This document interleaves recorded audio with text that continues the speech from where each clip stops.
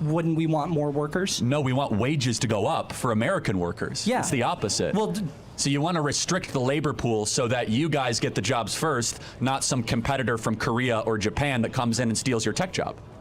Shouldn't we invest in American workers first before foreigners? We should. But why do you think wages are not keeping up with inflation?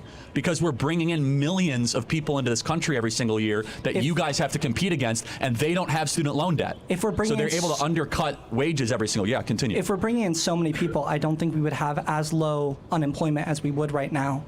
Would we? There's two types of unemployment. There's structural unemployment, and then there's specialized unemployment. Specialized unemployment is very, very high, which is about 8 to 9%, which is more computer science, data engineering. But we have millions of people that have entered the disabled roles too. So, but to your point, we do have millions of people coming into the, I mean, it's not even a question. But how many of those people you think that are coming in or would come in if we made it faster and more easy are going to be taking these high specialized tech jobs? Well, very few, but the point is that they undercut the muscular class, which is the very people that pay the biggest burden for all these policies. You said that the high unemployment is in specialized, not in general unemployment. Correct. So if general unemployment is so low, then why are we worried about people coming in taking the jobs of like the labor? Well, that's not the only reason why we're worried. We're worried because many of them are coming in illegally, and they're criminals, every single one of them. So they break our laws. I think you're proving my point here, though. But no, you're just making one sliver of economics, though.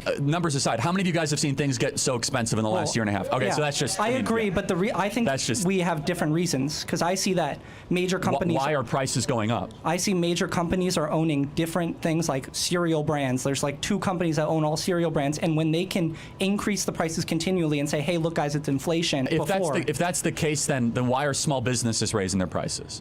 Small businesses are raising their prices because the products that they're getting in from these major 2-3 companies are okay, so how does inflation work?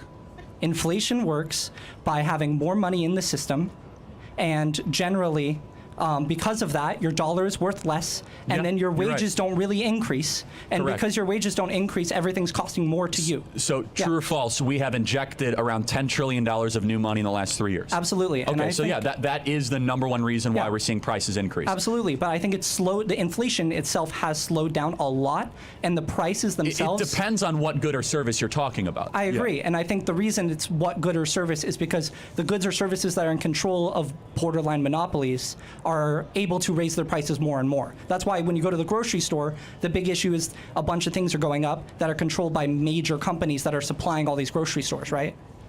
Yeah, but a lot of them have competitors, and so I mean, I can list 5 or 6 examples where there's robust competition and prices are still going up. But we have too many dollars chasing too few goods and services. That's the big problem. Our worker base isn't really churning as it should because we have such low unemployment, which is why I'm saying immigration should be easier to come in, because when your workers aren't moving through positions and stuff, wages aren't going to increase that often because you're more likely to get a wage increase by switching to another job that pays you more. Yeah, so wouldn't it make, if you want to get wages up, shouldn't you want to restrict the amount of workers in the workforce?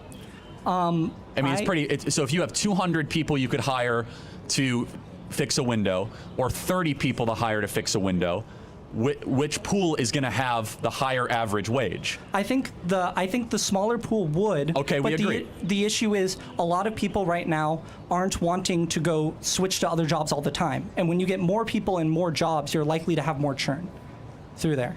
Okay, yeah, I don't think we disagree on that. Okay, cool. So that's why I'm saying. Yeah, but you don't have me convinced on the immigration issue, though. Okay, because if you restrict immigration across the board, then you have a prioritization and a lesser pool of competition for foreign-born American labor. Sure, but I think, am I wrong in saying your issue is that you have issues with specialized labor coming in and taking the positions of higher paying, more specialized? Yeah, I mean, to be fair, it's specialized muscular class labor, which is conflated. So there's advanced manufacturing too, which does not require a college degree, but can take 6 to 9 months of apprenticeship.